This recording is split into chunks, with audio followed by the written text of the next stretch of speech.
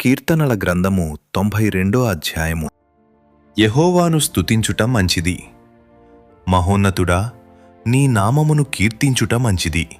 ఉదయమున నీ కృపను, ప్రతి రాత్రి నీ విశ్వాస్యతను, 10 తంతుల స్వరమండలముతోనూ గంభీర ధ్వనిగల సితారాతోనూ ప్రచురించుట మంచిది.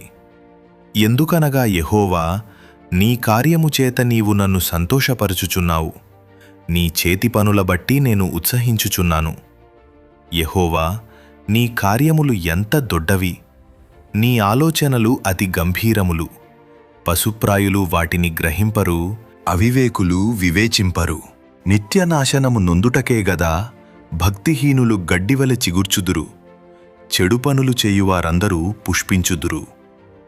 యెహోవా, నీవే నిత్యము మహోన్నతుడవుగా నుందువు. నీ శత్రువులు యెహోవా, నీ శత్రువులు నశించెదరు. చెడు పనులు చేయువారందరూ చెదరిపోదురు.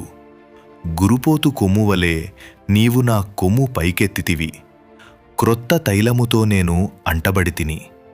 నా కొరకు పొంచినవారి గతి నా కన్నులు ఆశతీర చూచెను. నాకు విరోధముగా లేచిన దుష్టులకు సంభవించినది నా చెవులకు వినబడెను. నీతిమంతులు ఖర్జూర వృక్షము వలె మొవ్వు వేయుదురు. లెబానోను మీది దేవదారు వృక్షము వలె వారు ఎదుగుదురు. యెహోవా మందిరములో నాటబడిన వారై వారు మన దేవుని ఆవరణములలో వర్ధిల్లుదురు. నాకు ఆశ్రయ దుర్గమైన యెహోవా యథార్థవంతుడనియు ఆయన యందు ఏ చెడుతనమునూ లేదనియు ప్రసిద్ధి చేయుటకై వారు ముసలితనమందు ఇంక చిగురుపెట్టుచుందురు. సారము కలిగి పచ్చగానుందురు.